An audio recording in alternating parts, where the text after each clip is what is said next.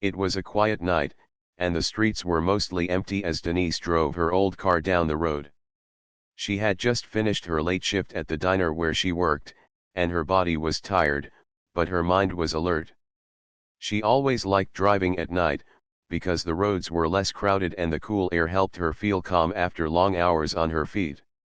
She rolled the window down slightly, letting the breeze touch her face as she hummed softly to herself, hoping she could get home soon, put her feet up, and rest. But then, in her rearview mirror, she saw something that made her chest tighten. Red and blue lights flashed behind her, growing brighter with each passing second. She felt her heart drop, and her fingers froze on the steering wheel. She wasn't speeding. She wasn't breaking any rules, at least not that she knew of. Still, her body reacted with sudden nerves, because she knew how unpredictable situations like this could become. Denise carefully pulled her car over to the side of the road, her hands gripping the wheel so tightly that her knuckles turned pale. She took a slow breath, trying to steady herself. She told herself over and over again that it was just a routine stop. Maybe her tail light was out. Maybe they were just checking on her. That's what she wanted to believe, but deep down she couldn't shake the uneasy feeling pressing on her chest. Two officers stepped out of the police car behind her. Their footsteps echoed on the pavement as they approached, the beam from their flashlights bouncing across the rear of her car. Denise kept her hands visible on the steering wheel, just as she had been taught. She didn't want to give them any reason to think she was hiding anything.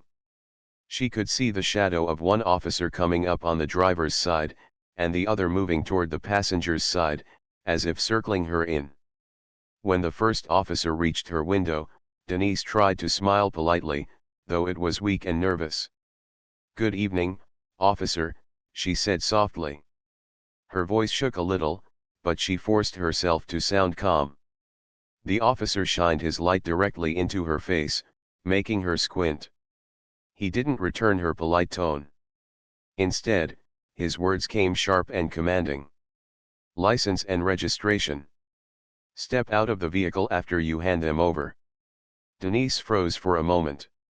Step out of the vehicle? For a traffic stop? That wasn't what she expected. She nodded quickly and said, "Yes, sir," before reaching slowly toward her glove compartment for her documents. She moved carefully, her hands steady, making sure her motions were clear and not sudden. She had always been careful with things like this, knowing how easily small actions could be misread. Still, she noticed the officer shift his weight, his hand hovering near his side. The other officer on the passenger side also leaned in closer, watching her every move as though she were a threat. Denise's throat went dry. She pulled out the papers, handed them through the window, and then placed both hands back on the wheel again. The officer glanced at the documents but didn't seem satisfied. His tone grew firmer. "Out of the car. Now." Her pulse quickened. She wanted to ask why, but she stopped herself. She didn't want to sound like she was resisting or questioning authority. She unbuckled her seat belt and reached for the door handle slowly. As she pushed the door open and stepped out, the cool night air wrapped around her. Her legs felt shaky, but she stood tall, reminding herself to stay calm. The two officers now stood close, their flashlights still aimed at her face, making it hard for her to see clearly. She raised her hands slightly, keeping them visible. "Is there a problem, officer?" she asked, her voice quiet but steady. One of them didn't answer. Instead, he walked around her car, shining the light inside, as though searching for something. The other officer kept his eyes locked on her. The silence felt heavy, like it was pressing down on her shoulders. Every second dragged longer than it should. Her heart raced. She thought of her family, her younger brother waiting at home, her mother who always told her to be careful, and her own quiet dreams of a better life. She wondered why she had been stopped, what they were looking for, and whether she would even make it home tonight. The sound of a radio crackling from the officer's car broke the stillness. One of the officers muttered something she couldn't catch. Then, without warning, the officer closest to her took a step forward. "Keep your hands where I can see them," he barked. Denise quickly raised her hands higher, the air cold against her skin. She swallowed hard, trying to control the tremble in her fingers. She hadn't done anything wrong. She knew that. But she also knew that sometimes, knowing your own innocence wasn't enough to keep you safe. The other officer came back from checking her car. "She's got nothing," he said quietly, though the tone wasn't reassuring. It was almost as if he was disappointed. Denise felt her chest loosen just a little at those words. Maybe now they would let her go. Maybe this would all end soon, and she could drive away, shaken but safe. But instead, the officer holding her documents leaned closer, his expression unreadable in the harsh beam of the flashlight. "Why were you moving around so much in the car?" he demanded. "I wasn't," Denise said quickly. "I was just reaching for my registration, like you asked." The officer's eyes narrowed. "Looked like more than that to me." Her lips parted, but no words came out. She didn't know how to defend herself against something she hadn't done. Her stomach churned with unease.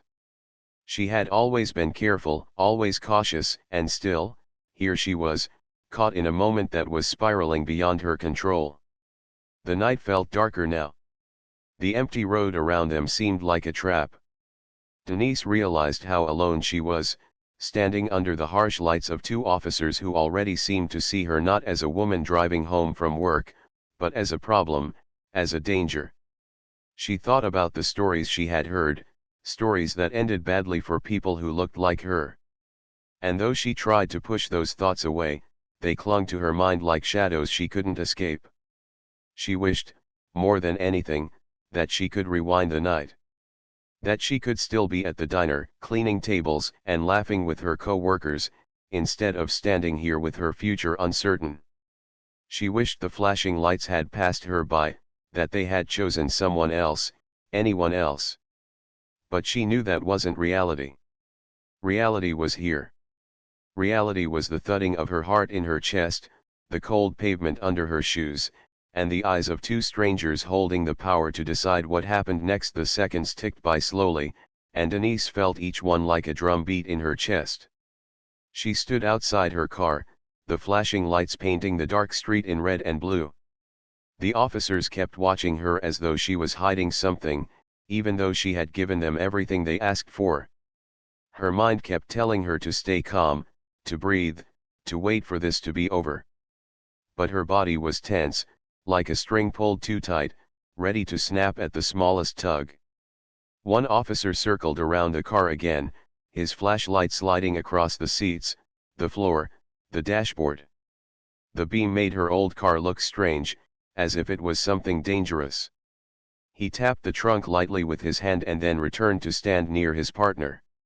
Denise wanted to speak, to ask what they were looking for, but the sharpness in their voices before had warned her to stay quiet unless they asked her something directly. The night air grew colder. She could see her breath in the faint glow of the headlights. She rubbed her hands together slightly, not moving them too much, but enough to keep warm. The officer who still held her license stepped forward again, holding it up in the light.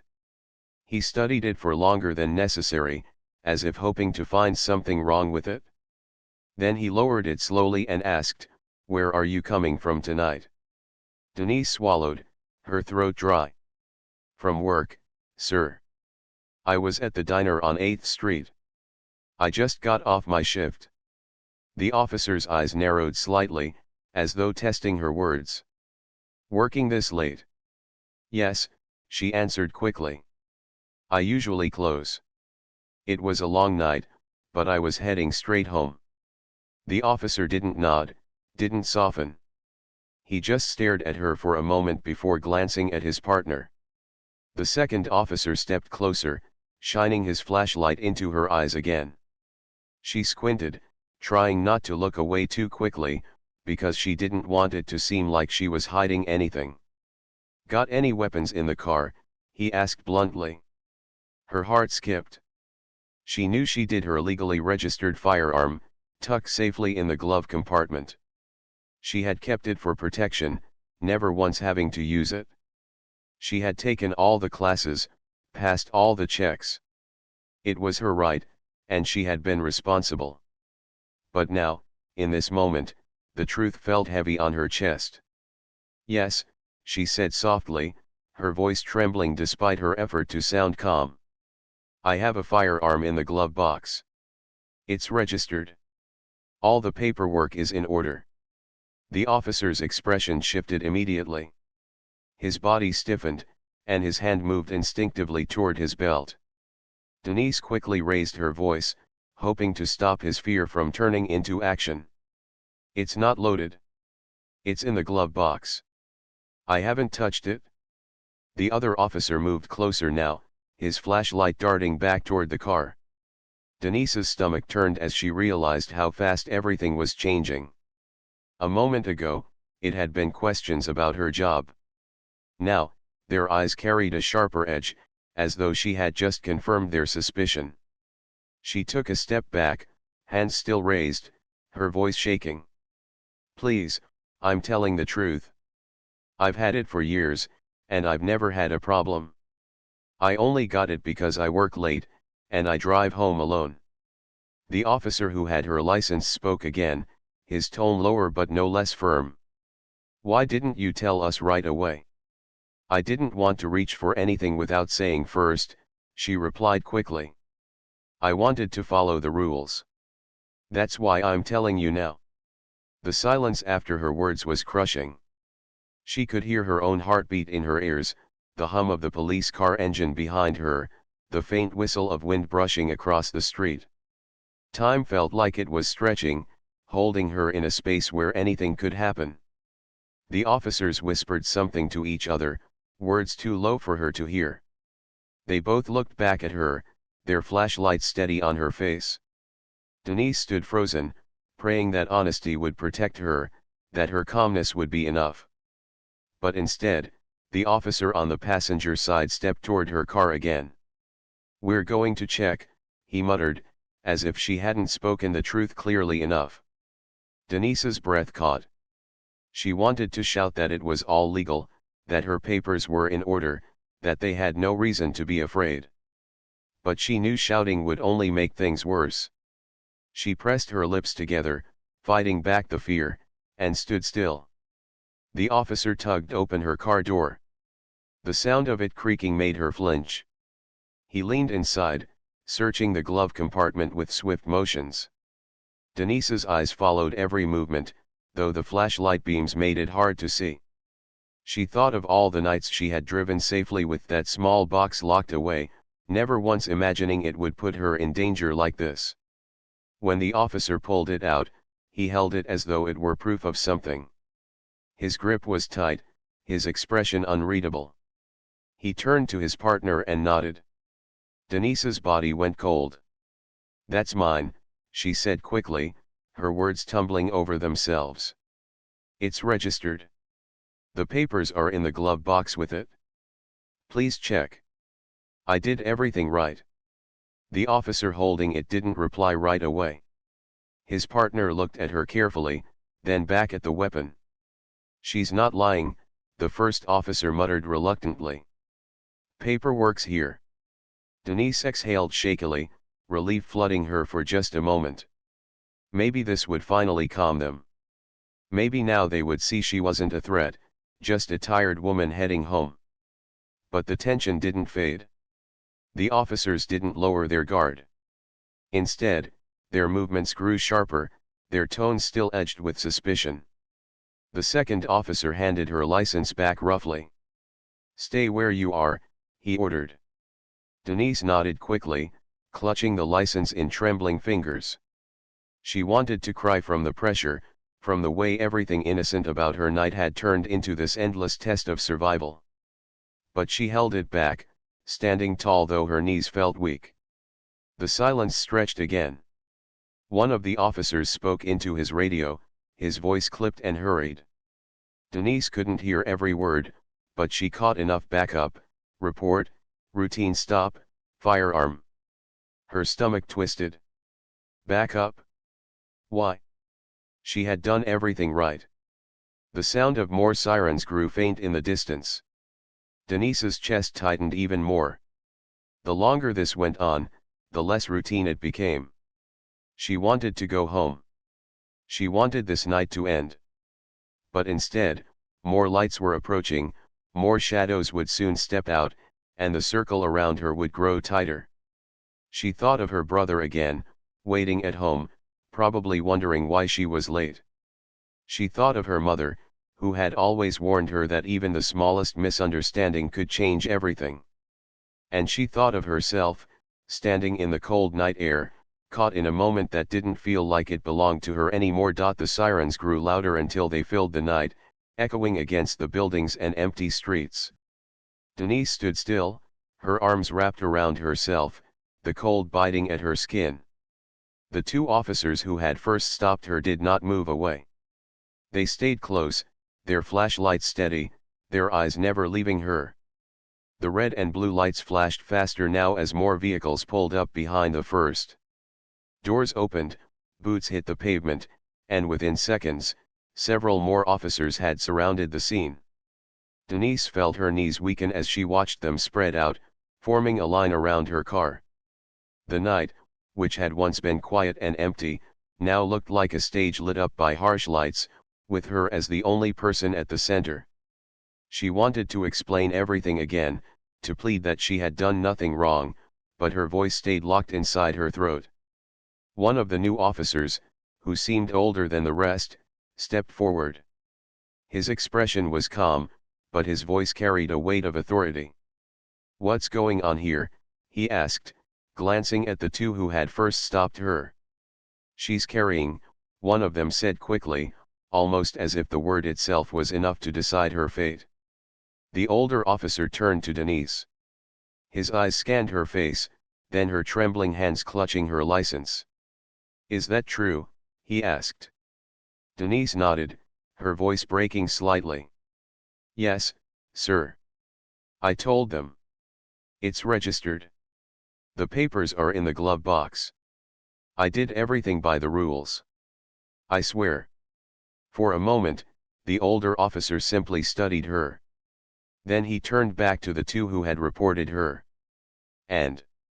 One of them held up the papers reluctantly. "It checks out." Denise almost sighed in relief, but she stopped herself. Something in the air told her not to feel safe yet.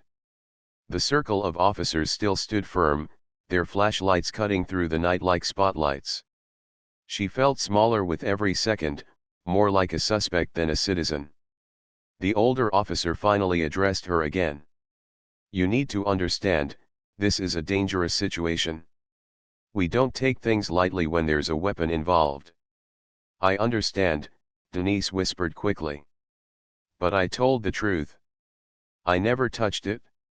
I just want to go home." The officer's eyes softened slightly, but only for a moment. He gestured to one of his men, who stepped forward and held out a hand. "We'll need to keep it for the night," he said. Denise hesitated. It wasn't that she cared about losing the weapon, it wasn't precious to her. But she cared about what it represented, her responsibility, her safety, her rights. Still, she nodded slowly, her hands shaking as she handed over the small box of documents. "That's everything," she murmured. The officer took it, his face giving nothing away. He stepped back into the line, and the silence returned. Denise could feel her heart pounding in her ears. She tried to steady her breathing, tried to remind herself that she had survived the worst of it. But the tension didn't fade. The younger officers still watched her with suspicion. The flashing lights still cut into the darkness, warning her that she wasn't free yet. Then, suddenly, a voice from behind broke the stillness. "She was moving around when we approached. Looked like she was reaching for something." Denise's chest tightened. She turned her head slightly, recognizing the officer who had first pulled her over. His words felt heavier than the truth she had spoken. She wanted to shout, to defend herself, but fear kept her quiet for a moment too long. "I wasn't," she said finally, her voice firm but shaky. "I was reaching for the registration, just like you asked." The officer shrugged, but his words carried weight. "That's not how it looked to me." Her breath caught. She could feel the shift, the way the others now looked at her, as if her honesty had just been placed in doubt again. She realized how fragile the moment was, how quickly the truth could bend under suspicion. "I'm telling the truth," she said louder, her voice trembling but filled with urgency. "I didn't do anything wrong." The older officer raised a hand, signaling the others to stay calm. "That's enough," he said firmly. He looked at Denise again, his eyes narrowing slightly. "Ma'am, we're going to run a few checks. You'll need to stay right here." Her shoulders slumped. She nodded slowly, feeling as though she had no choice. She stood still, her legs stiff, her body tired, as more officers began murmuring into radios, typing information into small devices, cross-checking details she had already given. It felt endless, like every second dragged on just to test her patience and her strength. As the minutes passed, Denise's thoughts drifted. She thought of her brother at home, probably pacing back and forth, wondering why she hadn't arrived yet. She thought of her neighbors, who might hear about this and assume the worst. She thought of her late father, who used to tell her, "Always hold your head high, even when the world tries to bow it for you." Those words gave her the strength to stay calm now, even as fear gnawed at her insides. She lifted her chin slightly, refusing to let the weight of suspicion crush her completely. Finally, after what felt like hours, the older officer returned. "Everything checks out," he said. His voice was steady, not kind, not cruel, just matter of fact. Denise felt a wave of relief wash over her. She opened her mouth to thank him, to ask if she could leave now. But before she could speak, the officer added, "Still, I'd advise you to be careful. Nights like this can turn dangerous quickly." Her relief dimmed. She nodded silently, not trusting her voice. She understood the warning, though she wished it had been comfort instead. The older officer stepped back, signaling to his team. Slowly, the circle began to loosen. The flashlights lowered. The tension in the air thinned, though it didn't disappear completely. Denise's heart still pounded, her body still trembled, but she could see the end of this long night finally approaching. She turned back toward her car, waiting for permission. When the officer gave a short nod, she stepped carefully, opened the door, and slid back inside. Her hands shook as she gripped the steering wheel, the familiar feel grounding her once more. The officers lingered behind her, their lights still flashing, their presence still heavy. Denise started the engine, the soft hum filling the silence inside the car. She took one deep breath, then another, before finally pulling onto the road again. As she drove away, the red and blue lights faded in her mirror. But the weight of the night didn't leave her.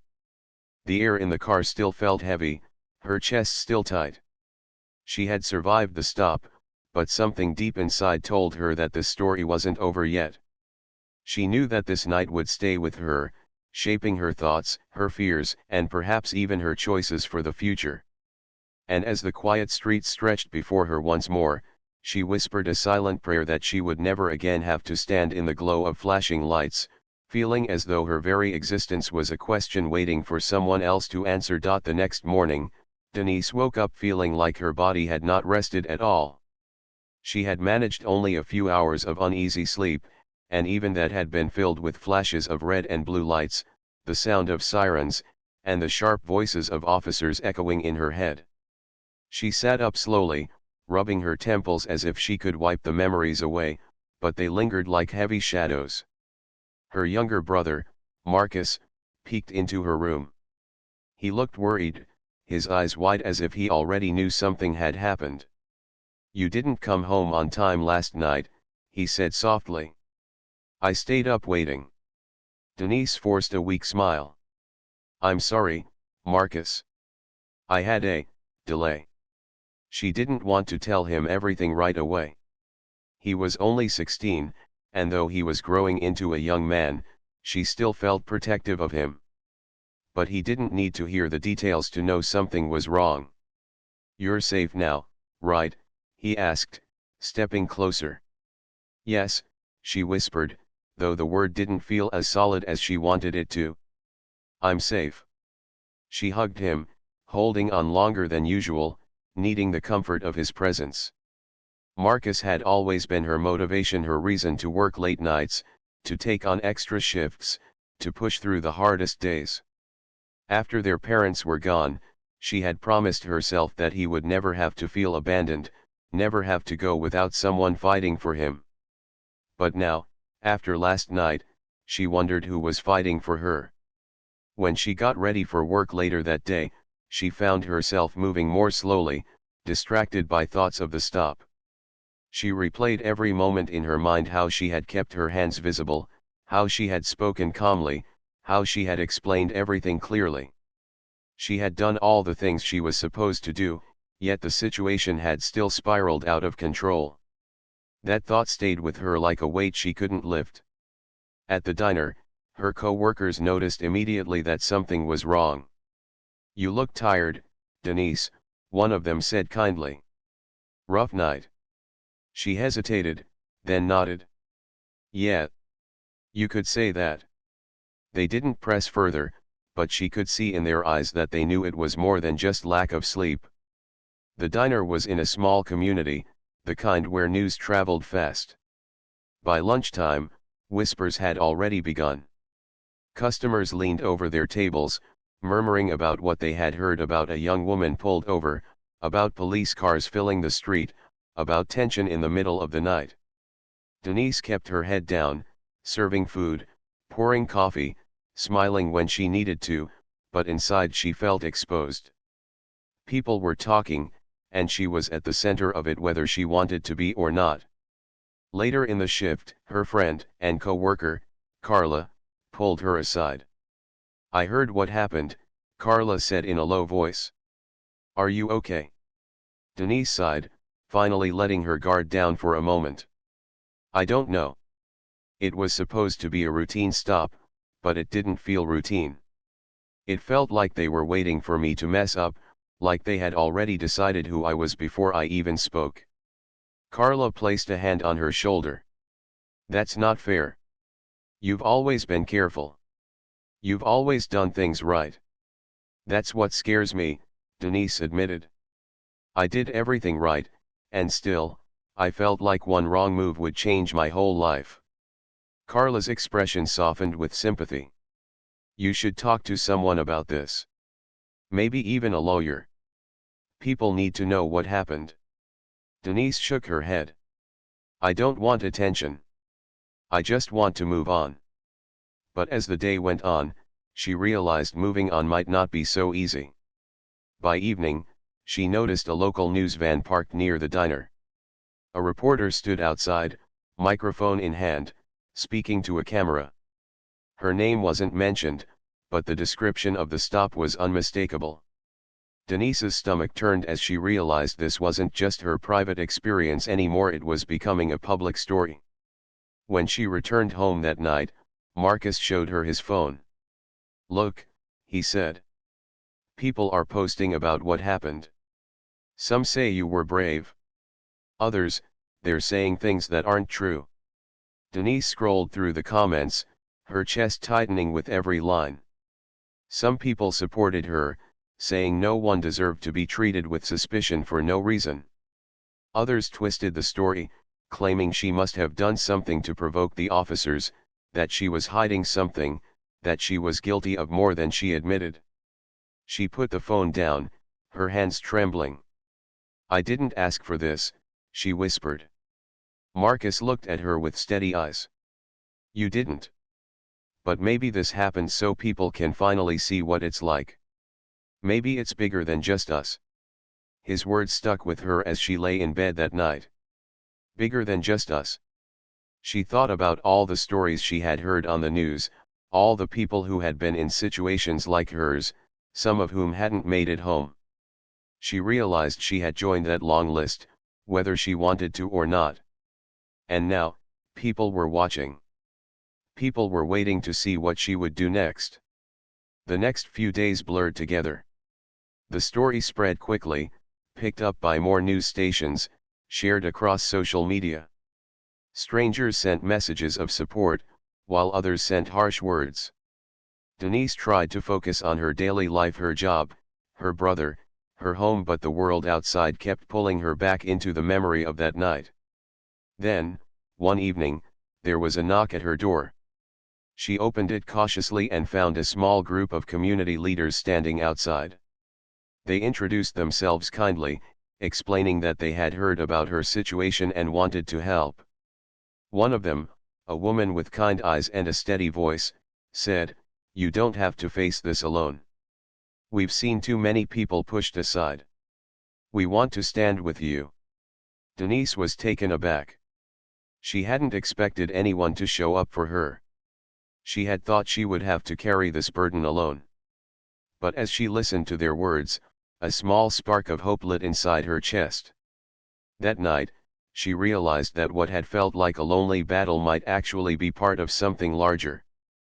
People were paying attention. People were willing to listen.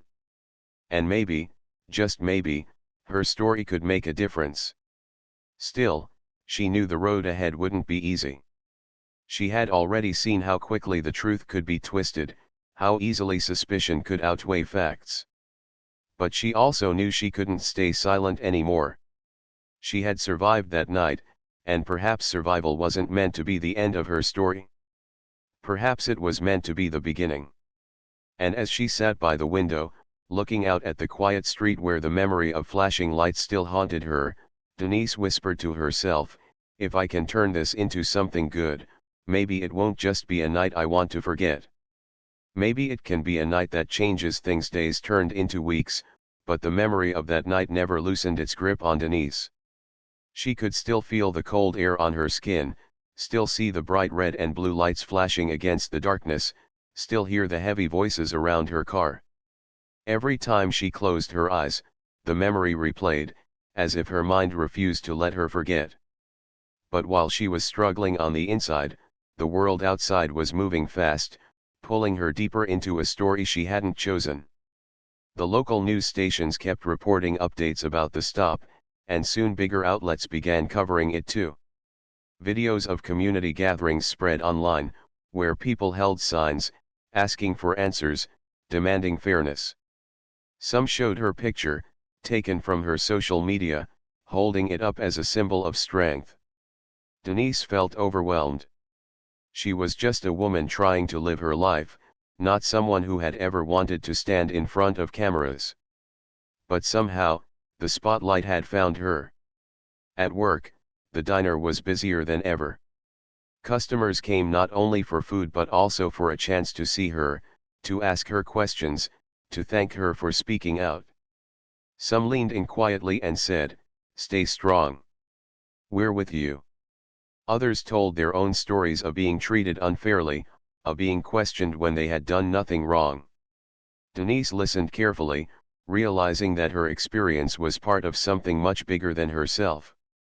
At home, Marcus became both her comfort and her strength. He had started reading articles and watching discussions online, eager to understand more about what his sister was going through. One evening, he sat beside her at the kitchen table, his expression serious. "You know," he said slowly, "people are saying you could make a difference. That you could stand up for everyone who's been through the same thing." Denise looked at him, her chest tightening. "I'm not a leader, Marcus. I'm just me." "You don't have to be a leader," he replied firmly. "You just have to tell the truth. People are already listening." His words stayed with her. That night, she lay awake, staring at the ceiling, thinking about what it would mean to speak up. Part of her wanted to retreat, to stay quiet, to let the storm pass. But another part of her, a deeper part, wondered if Marcus was right, if her voice, shaky though it might be, could actually matter. Soon after, the community leaders who had visited her before invited her to attend a town hall meeting. Denise hesitated, but eventually agreed. The night of the meeting, she walked into the crowded room with her brother by her side. The space buzzed with energy, filled with people of all ages and backgrounds. They weren't just there for her, they were there for what her story represented. When she was asked to speak, Denise's hands trembled as she took the microphone. For a moment, her voice caught in her throat. But then she looked out into the crowd, saw the hopeful faces, the supportive nods, and she found her courage. She spoke about that night, about how it had begun as a simple drive home, about the fear that had taken hold of her, about how she had felt invisible and yet watched so closely. She told them how she had done everything right, but still, it hadn't been enough to protect her from suspicion. As she spoke, the room grew quiet. Every word seemed to hang in the air, carried by the shared understanding of those who had lived similar moments. When she finished, the crowd erupted into applause, not because her story was extraordinary, but because it was painfully familiar. That night marked a turning point for Denise. She began attending more community gatherings, not as a symbol, but as a voice among many. She listened as others shared their experiences, and together they built a picture of a reality too many had faced. It wasn't easy. Some days she felt drained, exposed, even afraid. But every time she thought about stepping back, she remembered Marcus's words, "People are already listening." The legal process around her stop also unfolded during those weeks. Lawyers reached out, offering to represent her if she wanted to take action. Meetings were scheduled, documents reviewed, statements collected. Denise had never stepped into a courtroom before, and the thought of it made her stomach knot. But she understood the importance. It wasn't just about her anymore, it was about accountability, about making sure no one else had to stand on the side of the road, feeling like their life could change in an instant without reason. Through it all, Denise remained grounded by her daily routines. She still worked at the diner, still helped Marcus with his homework, still cooked simple meals at night. These small pieces of normal life reminded her that she was more than what had happened to her. She was still Denise, the sister, the worker, the dreamer, no matter how large the story around her became. Months later, when the first court hearing finally took place, Denise walked into the courthouse with her head held high. Reporters lined the steps outside, cameras flashing, microphones held out. She felt the weight of their attention pressing on her shoulders, but she kept walking. Inside, she sat quietly, listening as lawyers spoke, as arguments were made, as her story was retold again and again. At times, it was painful to hear. The events of that night were broken down into details, debated as if they were pieces of a puzzle instead of memories burned into her heart. But Denise stayed strong. She reminded herself that this was necessary, that truth needed to be seen clearly, even if it was uncomfortable. When the hearing ended, she stepped outside into the sunlight. A crowd of supporters cheered, holding signs of encouragement.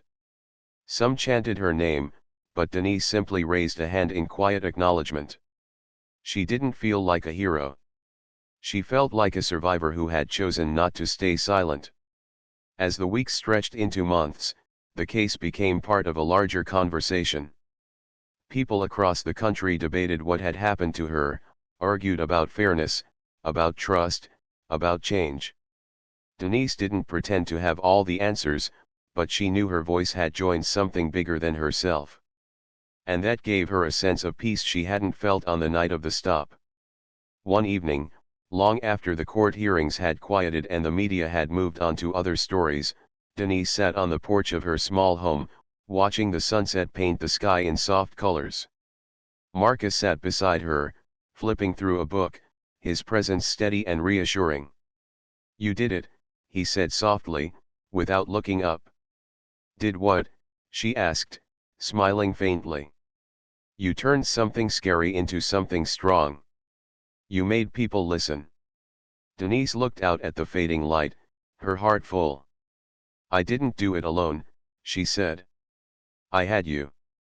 I had people who cared. That's what gave me strength." For the first time in a long while, she felt a sense of calm. The memory of that night would never leave her, but it no longer defined her. She had taken the fear, the pain, the doubt, and turned it into something that could help others. She had discovered that even in the darkest moments, light could be found not just for herself, but for everyone willing to see it. And as the stars began to appear above, Denise whispered a quiet promise to herself: no matter what came next, she would keep standing, keep speaking, and keep believing that her story mattered. Because it did. And it always would.